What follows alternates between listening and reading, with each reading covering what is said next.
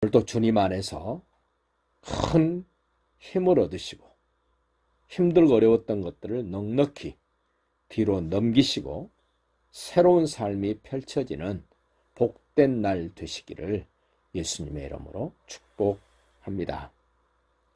한 사람이 살아있는 그 동안에 어떤 일이 벌어졌는가, 오늘 이 짧은 말씀 속에서 우리에게 가르쳐 주시는 말씀, 사무엘이 살아있는 동안 그 사무엘이 이스라엘을 다스렸고 가는 곳곳마다 사무엘이 다스림이 있었고 자기 고향, 자기 집에서도 이스라엘을 다스렸다라는 말씀이 반복되어집니다. 사무엘이 도대체 어떤 사람이길래 그 사무엘이 살아있는 동안은 블레셋도 쳐들어오지 못하고 빼앗겼던 것도 다시 찾아서 회복되고 이렇게 평화가 유지될 수 있었을까? 지금까지 우리에게 소개된 사무엘 살펴보면 하나님께 기도해서 받은 아들입니다. 한나가 애를 갖지 못해서 한을 품고 하나님께 매달려 기도했던 한나에게 하나님이 한나의 가슴팍에 턱 안겨준 아들 사무엘입니다. 그렇게 기도해서 얻은 아들을 내 아들이다, 내 자식이라고 키우지 않고 하나님께 내드렸던 사무엘. 엘리 제사장이 있음에도 불구하고 하나님은 나이 많고 경험 많은 엘리를 부르지 않고 하나님께 온전하게 드려진 사무엘을 부르셨던 그 하나님의 부르심이 있었던 사람이 나를 다스리고 나와 함께하면 나에게도 이와 같은 역사가 일어날 것을 기대해 봅니다. 사무엘이 블레셋과의 전투에서 힘들고 어려울 때 그들에게 요구합니다.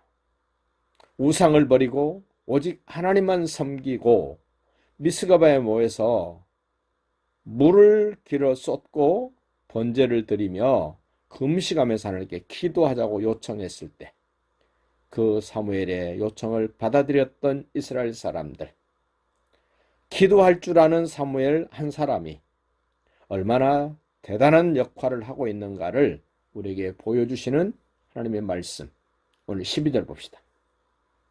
사무엘이 돌을 취하여 미스바와 센사에 세워 이르되 여호와께서 여기까지 우리를 도우셨다 하고, 많은 분들, 예수 믿는 분들은 다 에베네셀이라는 말을 너무 잘 압니다.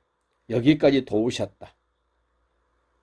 어떤 사람을 도우셨는가, 누구를 통해서 도우셨는가는 모르고 그냥 여기까지 도우셨다는 거기까지만 생각을 하고 나도 여기까지 도와주셨으면 좋겠다는 막연한 생각을 합니다만은, 우리는 막연한 생각보다는 분명한 누군가의 다스림이 내게 있을 때 나를 도우신다는 사실을 다시 한번 경험할 수 있기를 예수님의 이름으로 축복합니다.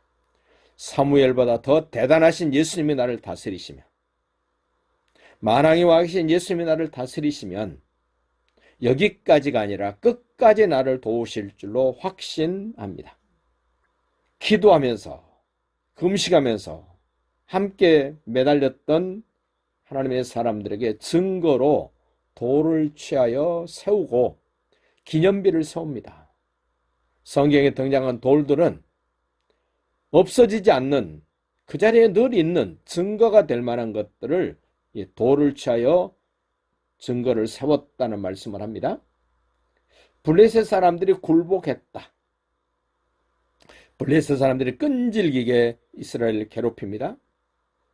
그럼에도 불구하고 사무엘이 살아있는 동안은, 하나님께 드려진 사람이 살아있는 동안에는, 하나님이 부르신 사람이 살아있는 동안에는, 기도할 줄 아는 그 사람이 살아있는 동안에는, 하나님의 손이 함께하는 그 사람이 살아있는 동안에는, 하나님으로부터 도움을 받는 그 사람이 살아있는 동안에는 대적자 블레셋이 다시는 이스라엘 진영 안에 들어오지 못했다. 13절 보십시오. 이에 블레셋 사람들이 굴복하여 다시는 이스라엘 지역 안에 들어오지 못했다. 왜 못 들어왔습니까?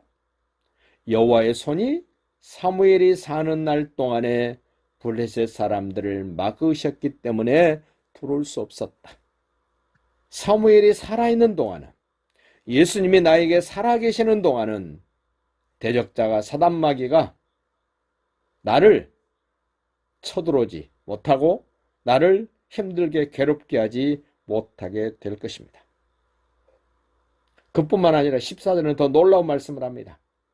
블레셋 사람들이 이스라엘에게서 빼앗았던 성읍이 에글론부터 가드까지 이스라엘에게 회복되었다. 우리도 사단마귀에게 내줘버렸던 것들, 힘이 없어서 빼앗겼던 것들, 예수님이 내 안에 살아계시면 그러한 것들을 다시 회복시키시고 내 것으로 확보해 주시고 든든하게 지켜주실 것을 확신하며 감사하는 하루가 되시기를 바랍니다. 15절 보십시다.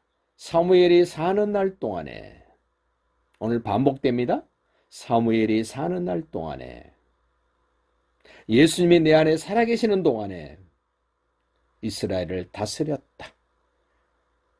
내가 예수님의 다스림을 받기를 원한다면 내 안에 예수님이 살아계셔야 됩니다. 왕으로 살아계셔야 됩니다. 나의 주인으로 살아계셔야 됩니다. 나의 모든 것에 모든 것 되시는 분으로 살아계셔야 그분이 나를 다스립니다. 그분이 나를 통치합니다. 그분이 나를 주관합니다. 그분이 나를 이끌어 가십니다. 어떤 일이 벌어집니까? 16절 봅니다. 해마다 베델과 길갈과 미스바로 순회하여 그 모든 곳에서 이스라엘을 다스렸다. 사무엘은 어디서 있든지 이스라엘을 다스렸습니다. 예수님은 나를 통치하고 다스릴 만왕의 왕이십니다. 하나님이 세우시고 부르신 한 사람이 살아있는 동안 이스라엘을 다스렸고 대적자들이 꼼짝할 수 없었다면 사무엘보다 훨씬 더 대단하신 예수님이 나에게 살아계시면, 그분이 나를 다스리시면, 그분이 나를 통치하시면 나는 어떤 모습이 될까? 생각만 해도 기분이 좋습니다. 생각만 해도 힘이 납니다. 17절 보십시오. 라마로 돌아왔으니, 라마는 사무엘의 고향입니다.